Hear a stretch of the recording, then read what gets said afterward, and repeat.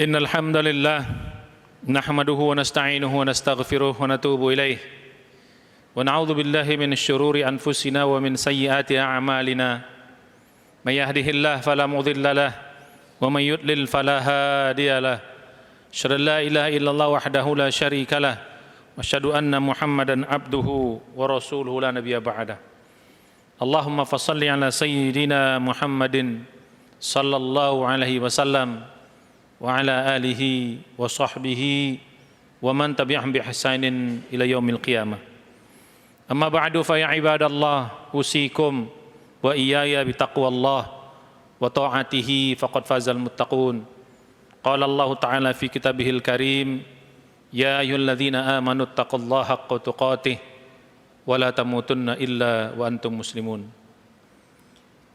Saudara-saudara sekalian, jamaah Jumat rahimakumullah, marilah kita senantiasa memanjatkan puji syukur kita kepada Allah Subhanahu wa taala yang masih terus memberikan nikmat yang tak terhingga kepada kita, masih memberikan kehidupan, umur yang panjang, kesehatan dan juga kesempatan kepada kita untuk menjalankan aktivitas kita sehari-hari dan juga bisa menikmati seluruh fasilitas kehidupan yang Allah berikan kepada kita. Yang tentu semua ini layak kita syukuri. Wabil khusus nikmat yang paling agung yang masih Allah anugerahkan kepada kita, yaitu nikmat iman, nikmat Islam, nikmat ibadah. Yang mudah-mudahan dengan nikmat iman, Islam, ibadah ini kita senantiasa berjalan di muka bumi ini dengan penuh cahaya Allah, hidayah dan bimbingannya. Dan mudah-mudahan dengan nikmat iman, Islam dan ibadah ini terus menuntun kita untuk selalu beramal kebaikan dan kebenaran, taat kepada Allah hingga akhir hayat kita. Mudah-mudahan saat kita nanti dipanggil semua dalam keadaan husnul khatimah. Amin ya rabbal alamin. Salawat tering salam marilah kita sampaikan kepada junjungan kita semua Nabi besar Muhammad sallallahu alaihi wasallam dan juga kepada keluarga beliau, para sahabatnya, umat yang serta umat yang mengikuti jejak langkah beliau hingga hari kiamat. Mudah-mudahan kita tetap istiqomah mengikuti sunnah beliau semaksimal yang kita bisa, dan kita mohon ampun atas hal-hal yang kita belum bisa.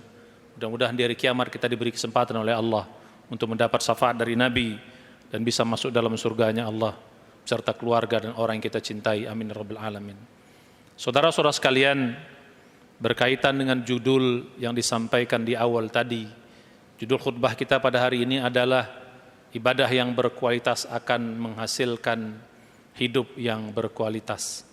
Saudara-saudara sekalian, sebenarnya Allah mewajibkan kita beribadah, baik yang bersifat wajib maupun yang bersifat sunnah yang Allah perintahkan, yang dituntunkan oleh Nabi, itu bukan semata-mata hanya untuk kepentingan akhirat saja. Bukan hanya semata-mata kita dapat pahala saja. Tetapi saudara-saudara sekalian, banyak sekali manfaat ibadah itu di dalam kehidupan kita. Kalau kita mengerjakannya dengan benar, kalau kita mengerjakannya dengan berkualitas sebagaimana judul yang disampaikan di awal. Harusnya sholat kita bisa membuat hidup kita lebih bahagia, lebih baik, sukses, selamat dunia akhirat. Harusnya sedekah-sedekah kita, zakat kita akan menuntun kita selalu benar dalam mencari rezeki. Tidak akan mudah kita, tidak akan mau kita menipu, menzalimi orang lain, mengambil hak orang lain tanpa alasan yang dibenarkan. Seharusnya dengan zikir-zikir kita, baca Quran kita, hati kita akan tenang, pikiran kita akan jernih menghadapi kehidupan ini, sehingga berbagai masalah yang akan menimpa hidup kita itu dengan mudah kita bisa lalui, karena kita lalui dengan hati yang tenang, pikiran yang jernih. Harusnya berbagai macam musibah yang menimpa kita, kita bisa lalui dengan sabar. Dan seluruh permasalahan kehidupan kita, ujian-ujian dalam hidup ini bisa kita lalui dengan baik kalau ibadah itu kita lakukan dengan benar pada konteks yang akan kita bahas dengan berkualitas. Tapi sayang justru sebaliknya, kita tidak bahaslah orang-orang yang tidak ibadah, malas sholat, malas sedekah, malas baca Quran, malas beramal soleh, itu kita tidak bahas. Mudah-mudahan mereka diberi hidayah oleh Allah Subhanahu wa taala. Yang kita bahas adalah orang-orang yang rajin ke masjid, orang-orang yang rajin sholat, rajin baca Quran, rajin ibadah, rajin puasa, termasuk yang rajin puasa sunat, dan rajin melakukan amal-amal soleh yang lainnya. Tapi kenyataan banyak dalam kehidupan itu tidak berkorelasi positif, tidak berdampak positif. Rajin sholat tapi masih suka maksiat, masih suka bikin zalim, masih suka mau menipu, berbohong, dan lain sebagainya. Rajin bersedekah, berzakat, tapi juga masih mau korupsi, masih mau mengambil hak orang lain dengan kezaliman. Sudah haji, tapi juga masih berbuat hal-hal yang dilarang oleh Allah Subhanahu wa taala. Pakai jilbab, tapi akhlak dan perbuatan tidak menunjukkan jilbabnya. Tidak membawa simbol-simbol keislaman yang ada pada dirinya. Dan lain sebagainya, dan lain sebagainya. Bahkan kadang-kadang ironis, sampai ada orang mengatakan percuma dia sholat, percuma dia puasa, percuma dia haji, percuma dia hafal Quran, tapi enggak menampakkan hal itu dalam kehidupannya. Sering hal ini terjadi.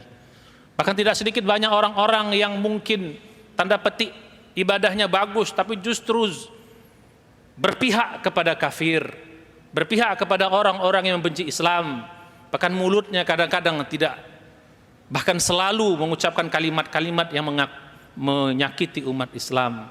Dan itu dilakukan oleh orang-orang yang Islam, bahkan tanda petik rajin ibadah.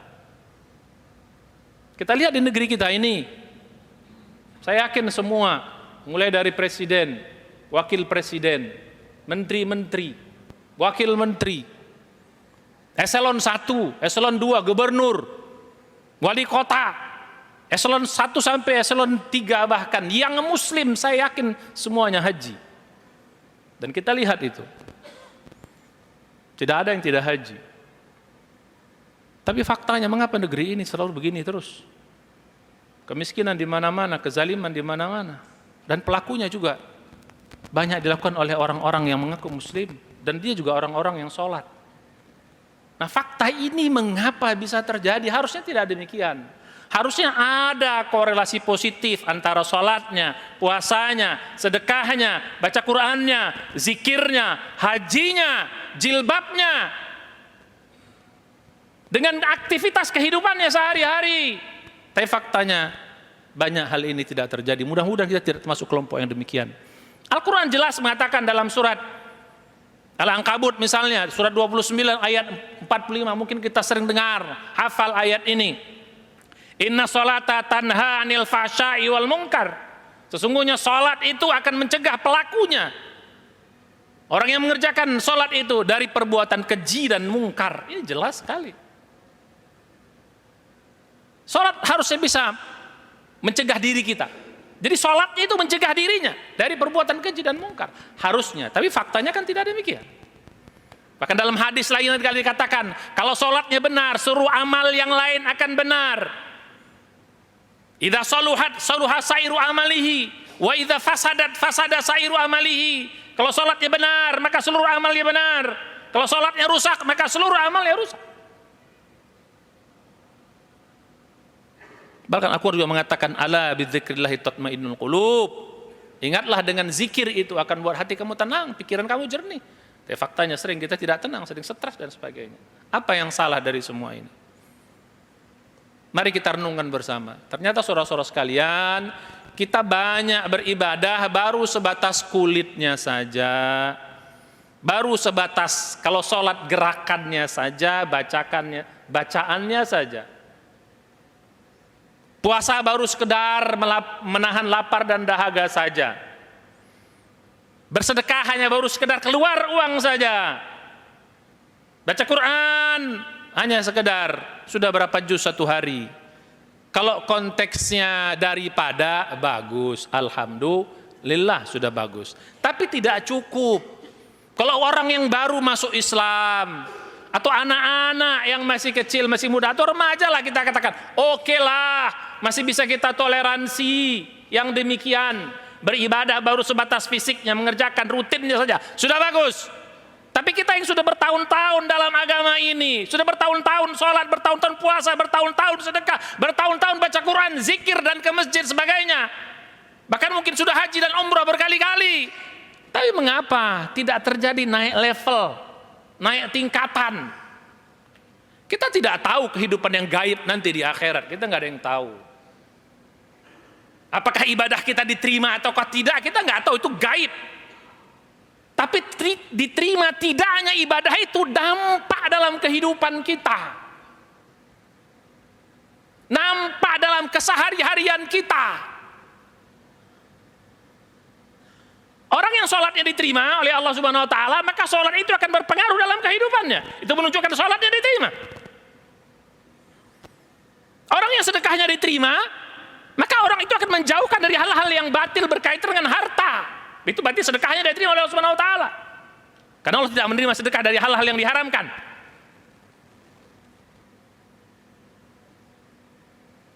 Maka dalam hadis dikatakan, malam tanhahu sholatuhu anil fahsyai wal munkar lam yazdad minallahi ila bu'dan. Ini menunjukkan bahwa sholat itu tidak diterima barang siapa yang sholatnya. Ini hadis riwayat Tabrani. Barang siapa yang sholatnya berkaitan dengan yang kita bahas barusan dari surat 29 ayat 45. Barang siapa yang sholatnya tidak mampu mencegahnya dari perbuatan keji dan mungkar, lam yazdad minallahi illa bu'dan. Maka dia tidak mendapat apa-apa dari Allah kecuali semakin jauh. Ada yang mengatakan bu'dan itu artinya jauh, ada yang mengatakan bu'dan itu artinya celaka, siksa azab. Dalam Al-Quran dikatakan bu'dan li Thamud, maka celakalah bagi kaum Thamud, misalnya begitu. Bu'dan itu kata-kata ba'id. Jadi begitu. Jadi sebenarnya akhirat itu simbol-simbolnya nampak di muka bumi ini. Kalau puasa kita diterima, orang yang puasanya diterima Allah, maka nampak dari kehidupannya, dia boleh bisa mencegah lisannya dari hawa nafsu yang nggak benar, matanya dan sebagainya. Itu berarti puasanya diterima oleh Subhanahu Wa Taala. Jadi jangan kita main gambling. Ini saya bahas sebagai orang-orang yang sudah lama dalam ibadah ini. Bagi orang yang baru kita harus kasih kabar gembira. Jangan gambling. Gambling itu apa? Aku mah angkewe di akhirat, diterima syukur, gak terima. Yang penting aku sudah ibadah, nggak cukup saudara-saudara sekalian. Gambling kita nanti. Gambling itu artinya riskan. Main judi kira-kira begitu. Jangan sampai nanti begitu kita mati, nanti kita menyesal. Mau mati itu kita nanti nyesal.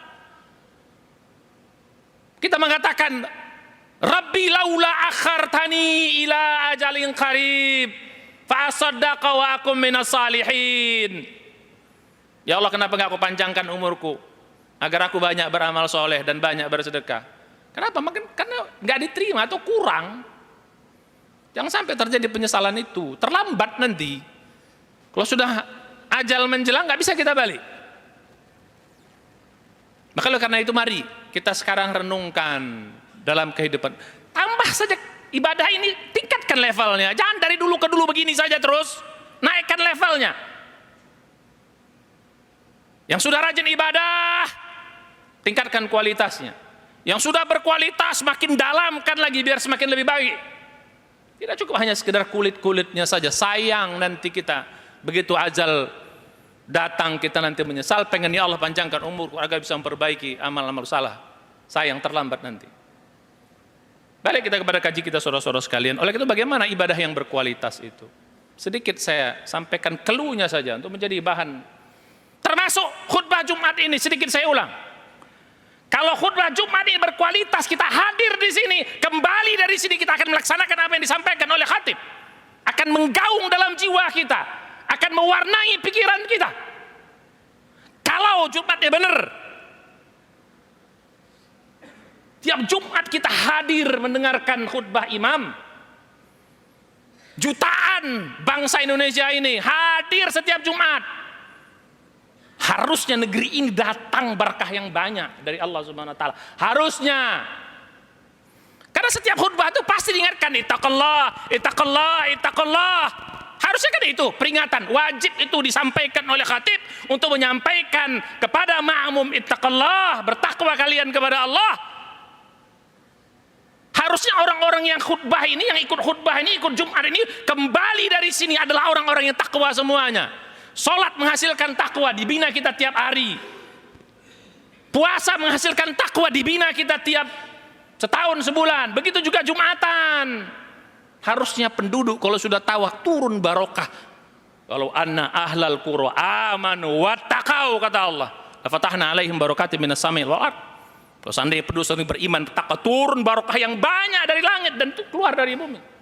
Walakin kadzabu, tapi sayang mereka tidak mau beriman dan bertakwa. Fa akhadnahum bima kanu yaksibun, akhirnya mereka mendapat siksa atas perbuatan tangan mereka. Nah, kembali kepada tadi, mari kita tingkatkan level kita.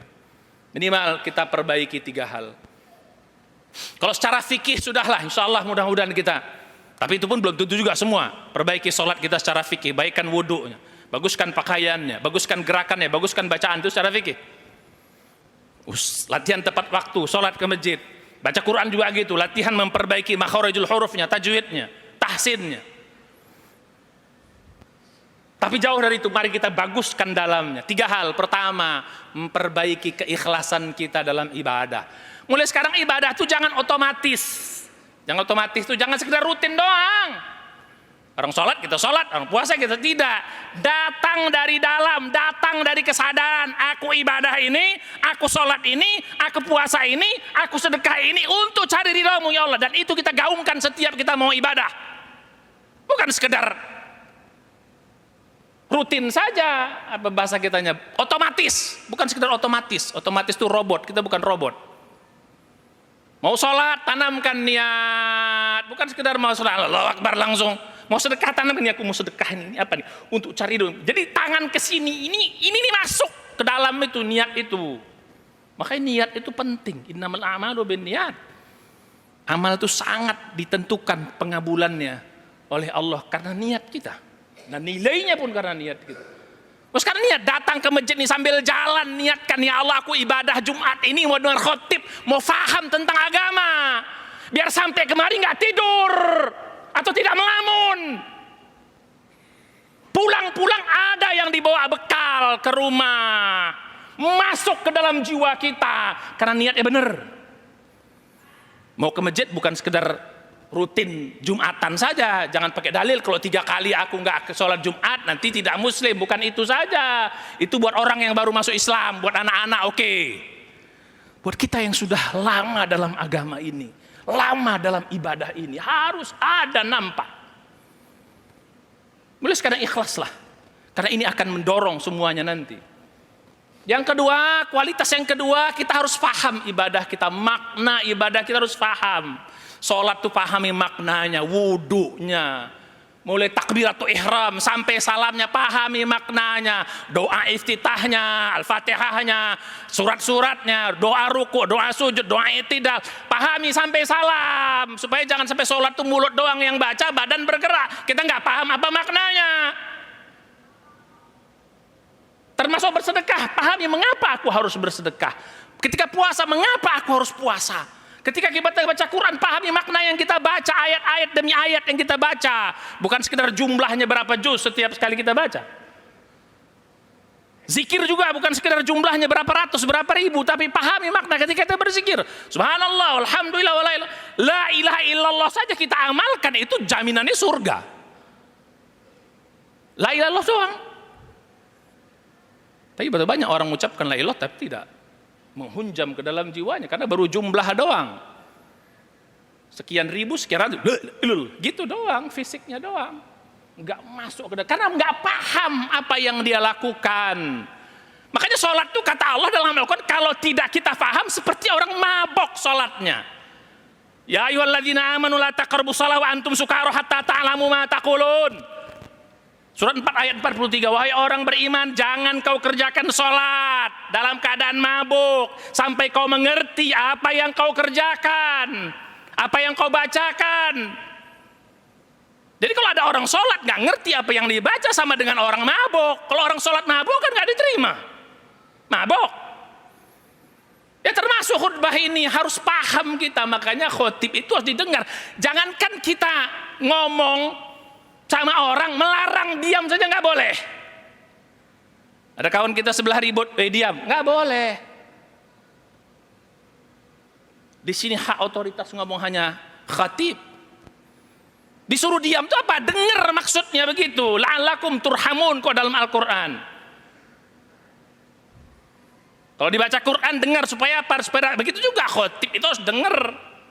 Makan sunnahnya kita melihat muka khotib, biar kita itu menunjukkan apa? Oh, supaya tahu apa yang diucapkan. Bukan setelah duduk sini habis itu tertidur, bangun-bangun ketika sudah wala dzikrullahi akbar baru terbangun. Apa yang didapat? Kalau sekedar menunaikan kewajiban, oke lah, tapi tidak cukup, saudara-saudara sekalian. Yang terakhir, yang ketiga adalah mari mulai sekarang ibadah itu libatkan hati, hayati apa yang kita lakukan.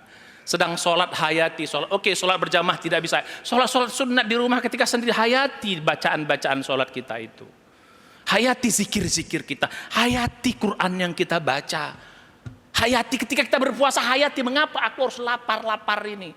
Ketika kita bersedekah, hayati sedekah kita. Lain nanti menghunjam ke dalam jiwa kita nilai-nilai ibadah. Baru akan terefleksi dalam kehidupan. Ini namanya ibadah pakai hati. Orang yang ibadahnya pakai hati, makanya hatinya lama-lama jadi bersih. Hati yang lama-lama jadi bersih akan tenang.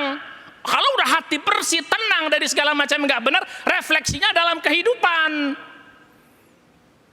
Karena dalam Nabi mengatakan, di dalam tubuh kita ala fil jasadi mudghatan, dalam tubuh kita ada segumpal daging. Idza soluhat soluha jasadu kulluh wa idza fasadat fasada al jasadu kulluh. Kalau dia benar-benar seluruh anggota tubuh yang lainnya, kalau dia rusak-rusak. Makanya kalau udah ibadah itu bikin hati benar, mulutnya jadi benar, matanya jadi benar, kakinya jadi benar, pikirannya jadi benar. Inilah yang akan terefleksi dalam kehidupan. Akhirnya bisnisnya benar, rumah tangganya benar. Jabatannya dia lakukan dengan baik, amanah dan lain sebagainya. Inilah hidup yang berkualitas. Orang seperti hatinya akan tenang, pikiran jernih, semua masalah kehidupan akan dijalani dengan baik. Tidak ada masalah yang bikin dia menjadi stres. Makanya orang yang benar itu la khaufun alaihim wa lahum yahzanun. Tidak ada ketakutan dalam kehidupannya, tidak pernah stres, sedih dalam kehidupannya. Lahumul busyra, mereka selalu gembira fil hayati dunya fil akhirah, dalam kehidupan dunia dalam akhirat. Mudah-mudahan kita termasuk orang-orang yang demikian. Mari kita perbaiki ibadah kita ini. Tidak cukup hanya fikihnya saja. Sudah bagus fikihnya, mari kita pelan-pelan kita ikhlaskan hati kita. Kita fahami apa yang kita lakukan, libatkan pikiran dan hati kita. Yang terakhir, mari kita hayati ibadah yang kita kerjakan. Insya Allah ini akan membawa dampak dalam kehidupan kita. Inilah ibadah yang diterima. Dan inilah nanti di akhirat yang akan selamat. Insya Allah. Barakallahu li walakum fil Qur'an azim. Wa nafa'ani wa iyyakum bima fihi minal ayati wa dzikril hakim. Wa taqabbal minkum tilawah innahu ghafurur rahim.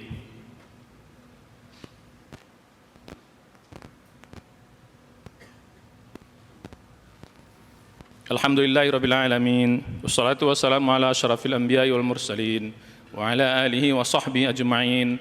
Asyhadu an la ilaha illallah wahdahu la syarika lah. Asyhadu anna Muhammadan abduhu wa rasuluhu la nabiyya ba'dah. Ya ayyuhalladzina amanu taqullaha haqqa tuqatih wa la tamutunna illa wa antum muslimun. Innallaha wa malaikatahu yusalluna 'alan nabi. Ya ayyuhalladzina amanu sallu 'alaihi wa sallimu taslima. Allahumma shalli ala sayyidina Muhammadin wa ala alihi wa sahbihi wa barik wa sallim.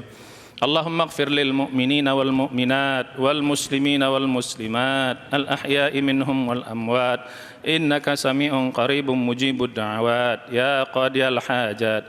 Rabbana zalamna anfusana wa illam taghfir lana wa tarhamna lanakunanna minal khasirin. Rabbana la tuzigh qulubana ba'da idh hadaitana wa hab lana min ladunka rahmatan innaka antal wahhab. Allahumma inna nas'aluka salamatan fid din wa afiyatan fil jasad wa ziyadatan fil ilmi wa barakatan fil rizq wa taubatan qabla al maut wa rahmatan indal maut wa maghfiratan ba'da al maut. Allahumma hawwin 'alaina fi sakaratil maut wan najata minan nar wa 'alfa indal hisab. Udkhilna al jannata ma'al abrari aziz يا غفار يا رب العالمين. اللهم أصلح لنا ديننا الذي هو عصمة أمرنا وأصلح لنا دنيانا التي فيها معاشنا وأصلح لنا آخرتنا التي إليها معادنا واجعل الحياة زيادة لنا في كل خير واجعل الموت راحة لنا من كل شر. ربنا آتنا في الدنيا حسنة في الآخرة حسنة وقنا عذاب النار. عباد الله إن الله يأمر بالعدل والإحسان وإيتاء ذي القربى وينهى عن الفحشاء والمنكر والبغي يعظكم لعلكم تذكرون ولذكر أكبر. أقم الصلاة.